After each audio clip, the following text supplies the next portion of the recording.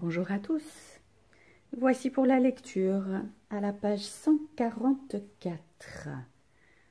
Vous allez lire tout ce texte. Vous en êtes capable, je le sais. Et s'il y a des mots difficiles à comprendre, ou vous les demandez à l'adulte, ou on les explique après votre lecture. Allez, mettez en pause. Bien. La lecture est faite. Que s'est-il passé dans cet extrait? Déjà, au début du texte, regardez les deux premières lignes. Elles sont écrites penchées. Elles sont écrites en... Vous vous souvenez du terme ou non? Elles sont écrites en italique.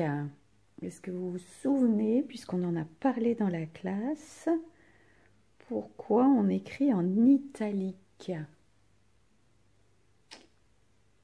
Ah oui, j'en entends certains qui me disent « c'est pour gagner de la place ». Oui, vous vous souvenez de l'histoire que je vous avais racontée. Sauf qu'ici, on n'a pas besoin de gagner de place, regardez. Ça se voit, on a de la place pour écrire toute l'histoire. Alors, l'écriture en italique dans une histoire ou dans un album, je vous le rappelle, c'est pour remettre en mémoire ce qu'il se passe juste avant. Juste avant tout ce texte-là, la poule demanda au loup de nettoyer la cheminée pendant que la soupe finissait de cuire. Ça, on l'a vu quand j'ai fait la lecture de l'histoire dans la deuxième partie. Vous n'aviez pas l'extrait dans votre album, donc si on suppose que vous n'avez pas entendu l'histoire, on vous rappelle que la poule, en plus de lui avoir demandé au loup de faire la vaisselle, de faire le ménage, de couper le bois, de chercher le linge sur le fil et de fixer l'antenne sur la cheminée, elle demande au loup de nettoyer la cheminée pendant que la soupe finissait de cuire. Après, la mère poule, pendant que le loup nettoie la cheminée, a jeté dans sa casserole. Alors, à jeter, elle ne l'a pas jeté comme on jette une vieille paire de chaussettes sales par terre. Hein. Elle a mis dans sa casserole des haricots, un peu de choux, quelques lentilles et une courgette. Ça devient plus trop une soupe aux cailloux, hein, ça devient plus une soupe de légumes, non? Qu'est-ce que vous en pensez? Une fois que la soupe est prête, avec fierté, vous savez ce que ça veut dire avec fierté? Difficile à expliquer avec fierté. Hein. Avec fierté, c'est moi qui l'ai fait, regarde comme c'est bon. Je suis fière de ma soupe, ça y est, tu peux la manger. Elle donna au loup une cuillerée à goûter. Et le loup fut enchanté. La soupe aux cailloux est tellement bonne que lui, il dit, qui aurait jamais cru qu'un simple caillou donnerait une soupe aussi formidable. Le loup ici pense que c'est le caillou qui donne le bon goût à la soupe. Mais vous croyez que c'est le caillou qui donne le bon goût à la soupe? Non?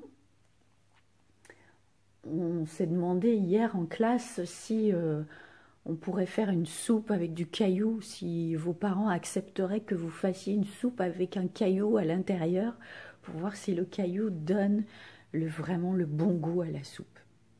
Et puis après on s'est dit non, non, non, les parents ils accepteront jamais de mettre un caillou. Et puis nous on sait que le caillou ça n'a pas un bon goût.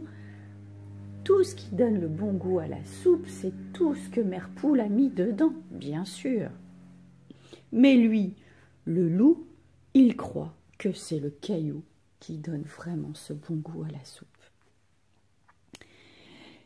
Et on continue notre histoire, et ici, Mère Poule dit « Oh, méchant, méchant loup, ah, qu'elle est contente qu'il ait aimé la soupe, parce qu'elle a mis un peu de temps. » Et donc, maintenant, elle lui dit « Tu peux me manger, moi. » Eh bien oui, puisqu'au départ, c'est ce que voulait faire le loup. Il voulait voler ses jolies affaires et la manger. Vous vous souvenez de ça? Eh oui. Et le loup dit « Je ne peux plus. Haleta le loup, ça veut dire qu'il est en train de tirer la langue et qu'il est en train de reprendre son souffle. Comme quand on court très vite avec Sandrine pour faire du sport. Oh, je n'en peux plus. J'ai le ventre trop rempli. Ah, je crois que le méchant loup a fait le gourmand. Et du coup, il a mangé toute la soupe. Hein, voyez-moi ça, dit la mère poule. Alors, tu ferais mieux de voler mes affaires et puis de t'en aller. Allez, va-t'en le loup, dit la mère poule, maintenant que tu n'as plus besoin de me manger. Eh bien, vole mes affaires si tu veux, puisque c'était ce que tu voulais faire au départ, et maintenant va-t'en. Le méchant loup sauta sur ses pattes, et avec un grognement terrible, il va manger la poule, il va la manger. Il attrapa le caillou et s'enfuit à toutes jambes. Ah là là là là, le loup, qu'est-ce qu'il fait? Il ne vole pas les vêtements, il ne mange pas mère poule, il vole le caillou. À votre avis, pourquoi? Ah, vous pensez qu'il va refaire de la soupe au caillou avec le caillou de mère poule? Ah bah oui, forcément, j'imagine bien, hein. Peut-être il veut voler le caillou en se disant « Oh, c'est ça qui fait une soupe extraordinaire, je vais l'utiliser pour faire ma soupe. » Oui, mais en attendant, il n'a pas mangé mère poule. Ben non. Est-ce que vous avez compris qu'est-ce qui s'est passé à la fin de cette histoire? Expliquez-le à l'adulte qui est à côté de vous. Mettez en pause.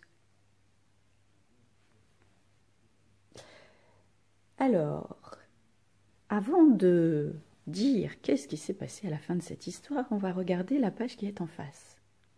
Regardez donc ce qu'il y a. Ça, c'est dans le livre, dans l'album, hein. Donc ça, c'est avant l'histoire, vous voyez, il y a le titre, avant l'histoire. Regardez ce qui se passe. Qu'est-ce que vous voyez? Et après l'histoire, encore un titre. Voilà ce qu'il se passe. Alors, sur la première image, que voyez-vous? Si on regarde la poule, elle est prête à faire son ménage, elle a son balai à la main. Ah, je n'avais pas vu, il y a le petit caillou à côté pour faire la soupe, hein. Et notre méchant loup, regardez son attitude, regardez qu'est-ce qu'il fait là? Ouais, on dirait qu'il fait une révérence à la poule, comme s'il la saluait très poliment. Mais regardez ce qu'il a dans sa main, vous avez vu? Un couteau et une fourchette. C'est étrange, hein? Donc il salue la poule. Ah, c'est comme au début de l'histoire. Il est très galant avec la poule et lui dit « Oh, tu as du beau linge magnifique, je vais le voler, puis ensuite je te mangerai. » Poliment, il a dit ça, vous vous souvenez? Et après l'histoire, regardez ce qu'il se passe. Vous voyez notre loup? Qu'est-ce qui lui arrive à notre loup? Le loup tombe dans une trappe. La trappe, c'est ça. Vous savez ce que c'est une trappe? La trappe, c'est un endroit qui est caché dans le sol et qui s'ouvre à l'aide d'un petit bâton ou d'un petit bouton qui est caché et que seul celui qui sait peut appuyer dessus ou tirer sur le bâton. Et donc, ça fait tomber celui qui est sur la trappe à l'intérieur d'une cachette et on le perd. Alors, regardez ce que fait la poule avec son balai. La poule tire sur le balai et hop, la trappe s'ouvre. Et donc le loup chute dans la trappe, perdu à tout jamais. Donc, à votre avis, qu'est-ce qui fait ouvrir la trappe? Eh oui, c'est l'action de la poule sur son balai. La poule tire son balai et pof, la trappe s'ouvre sous le loup. comme si c'était un levier, son balai. Alors, je lis en dessous. L'auteur a placé ses illustrations au début et à la fin de son texte. Au début de l'histoire, quand je vous lirai la fin, vous verrez, et à la fin. Mais pourquoi est-ce qu'il les a mises ici, à votre avis?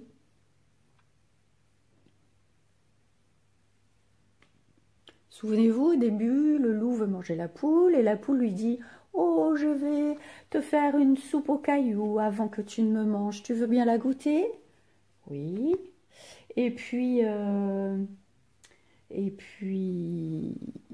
quand la poule propose au loup de faire la soupe aux cailloux, à votre avis, est-ce que la poule a envie d'être mangée par le loup? Eh bien non, elle n'a pas envie d'être mangée par le loup. Et donc, l'idée qu'elle a derrière la tête, je vous laisse la trouver, vous pouvez la dire à l'adulte. Imaginez, vous êtes une poule et vous allez vous faire manger par le loup. Ah, vous n'avez pas envie de vous faire manger par le loup, bien sûr. Et vous lui proposez de lui faire une bonne soupe. Ah ah, dans votre tête, que se passe-t-il? Eh bien moi, si j'étais la poule, j'aurais fait comme mère poule. Je lui aurais fait manger plein de choses. Peut-être pas une soupe aux cailloux, je ne sais pas. Mais mère poule, elle, a eu l'idée de faire une soupe aux cailloux et de lui en servir jusqu'à ce qu'il n'ait plus faim. Et quand on n'a plus faim, on n'a plus envie de manger la poule. Eh bien oui. Effectivement, la poule, elle, dans sa tête, elle avait déjà l'idée de ne pas se faire manger par le loup. Et donc, elle a inventé une ruse. Elle est rusée, la poule, plus que le loup. Vous comprenez? Oui, mais est-ce que ces deux illustrations nous montrent que la poule avait l'intention de faire manger plein de choses au loup avant que le loup ne la mange? Non, hein? Elle ne nous montre pas ça, hein, les illustrations. Elle nous montre juste que que la poule attrape le loup et que donc le loup se fait prendre à son propre piège. Vous avez compris? On ne sait pas quelle intention a la poule, mais on sait que le loup va être pris au piège de la poule, rien qu'en regardant l'illustration. Au départ, on n'en sait rien. La poule attend, très sage, très tranquille. Elle voit bien que le loup va la manger. Mais à la fin de l'histoire, on sait que la poule est très intelligente et qu'elle a mis en place une ruse pour pouvoir attraper le loup et le capturer. Pour de faux, hein, pas pour de vrai. C'est là le fait qu'elle donne plein de soupe au loup qui va lui remplir son ventre qui fait que le loup, lui, n'aura plus envie de la manger. Et c'est la ruse de la poule. Eh bien, notre histoire est terminée, hein. Je vous mettrai la fin de l'histoire avec les images sur la vidéo. Alors, maintenant, vous allez prendre votre fichier de lecture à la page 54 et vous allez faire le numéro 1. Le numéro 1, ce sont deux résumés. Vous devez les lire et vous devez cocher le bon résumé. Résumé, vous vous souvenez de ce que c'est? Vous avez expliqué? Mettez en pause pour expliquer à l'adulte ce que c'est le résumé. Eh bien oui, le résumé, c'est l'histoire racontée, pas forcément avec les mêmes mots et beaucoup plus courte. D'accord? Donc, vous lisez et vous cochez la première case ou la deuxième case en fonction de ce qu'est le bon résumé. Allez, mettez en pause et moi aussi pour faire la correction. Eh bien oui, le bon résumé, c'était le premier. Hein. J'espère que vous avez tous mis ça. Parce que si on regarde le numéro 2, le résumé qui est en dessous, un loup vient chez une poule pour la manger. Ça, c'est vrai. Elle lui propose de préparer une soupe. C'est vrai aussi. La poule se dépêche de cuisiner une très grosse soupe. Est-ce que dans l'histoire, la poule se dépêche de préparer la soupe? Ah non, hein, ça a l'air un petit peu long, hein, puisqu'elle met du sel, du poivre, des carottes, des pommes de terre, des navets. Ça prend du temps tout ça. Hein. Le loup la mange. Là, ici, c'est la soupe. Hein. Le loup mange la soupe. Oui, il n'a plus faim à cause du caillou dans son ventre. Cette phrase est dans notre album, dans notre histoire? Non, hein. Donc ça c'est faux, hein. Mais la poule est sauvée, ça c'est vrai. D'accord? Bien, alors maintenant vous vous mettez sur la page du fichier en face et vous allez tirer votre trait pour faire une petite dictée de mots. Mettez en pause si vous avez besoin. Cette petite dictée de mots, elle va utiliser la lettre S. Donc, dans les mots que je vais vous dicter, il faudra écrire les mots avec la lettre S. Alors, vous allez mettre en pause et vous rappeler qu'est-ce qu'on peut faire avec notre lettre S. Bien, ça y est, vous avez remis dans votre tête? Alors, premier mot, on y va. Sur le début de la ligne, vous allez écrire sur. Trop facile. Comme soupe. Sur.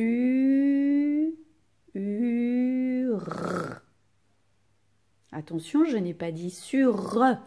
J'ai dit sur. Bien. Mettez une barre. Le deuxième mot, c'est c'est. Il met ses chaussures. Alors on y va. Toujours comme soupe.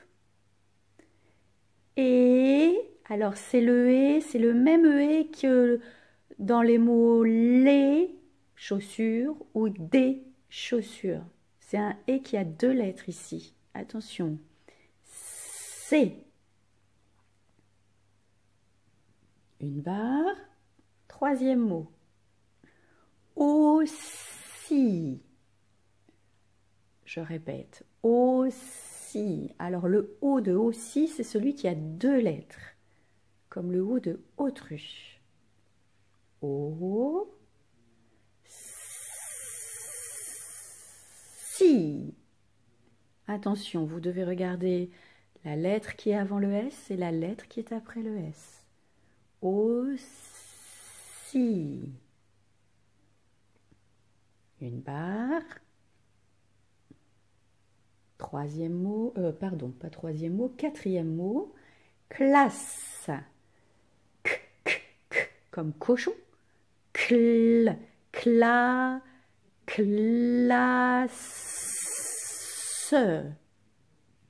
Ici aussi, pour le S, vous devez regarder la lettre qui est avant le S et celle qui est après.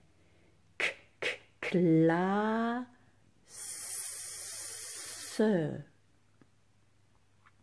Une barre.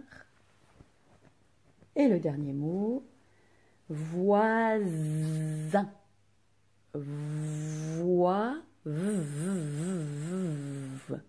Comme vélo. Wa. Comme roi. Voisin. Attention, on utilise la lettre S. Voisin. On regarde la lettre qui est avant le S, la lettre qui est après le S. Et c'est le 1 de lapin.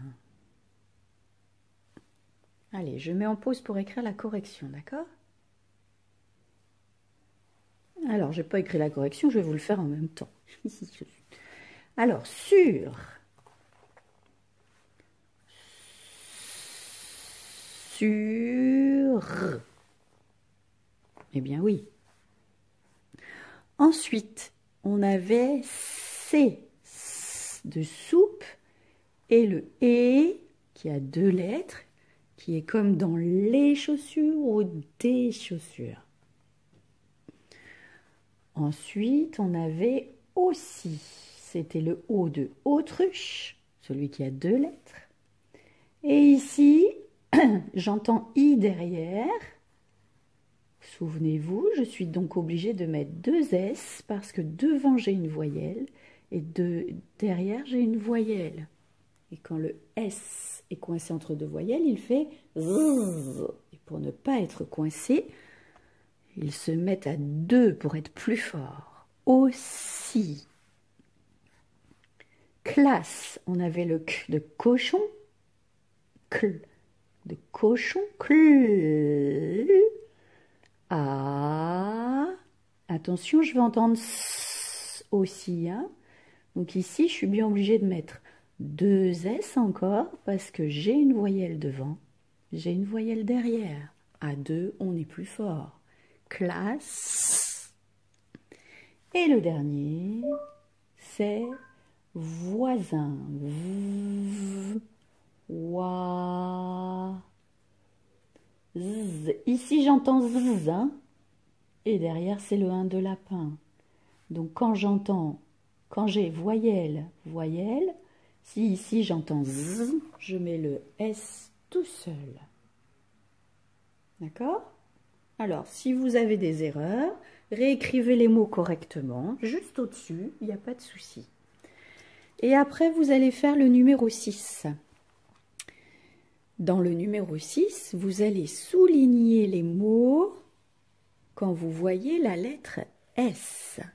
On travaille avec nos yeux ici, pas nos oreilles. Hein. Comme j'ai dit hier dans la classe, on n'a même pas besoin de lire les mots. Il faut juste regarder que les mots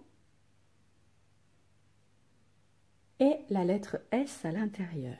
Et ensuite, vous compléterez le tableau. Dans la première ligne, vous mettrez tous les mots où on entend S. Et dans la deuxième ligne, tous les mots où vous n'entendez pas S. D'accord?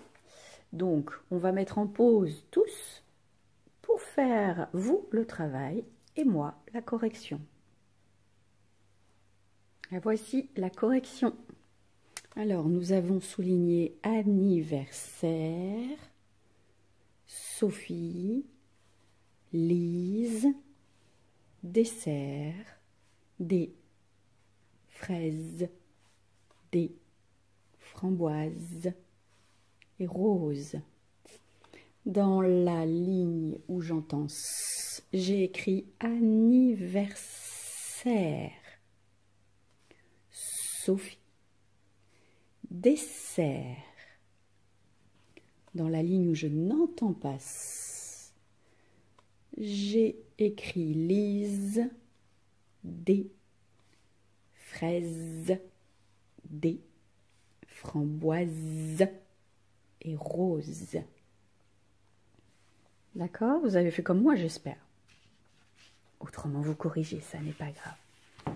Et puis ensuite, vous prenez votre manuel de lecture et vous allez lire celui-ci. L'adulte peut vous aider en écrivant sur une feuille tout ce qu'il y a écrit. Juste les mots, ces 2 mots-là pour les adultes. Ensuite, vous allez lire le tableau. Et ensuite, vous allez lire « J'observe pour mieux lire ». Et vous allez voir que avec la lettre S, on se remet dans notre tête qu'on peut entendre S, Z et rien du tout. D'accord? Et vous pourrez expliquer à vos parents pourquoi dans ce mot-là, j'entends S ou celui-ci, et pourquoi dans ce mot-là, j'entends Z. Tout le monde doit être capable de l'expliquer maintenant. Hein? Après, la leçon de lecture sera terminée et on se retrouvera pour la prochaine vidéo de lecture.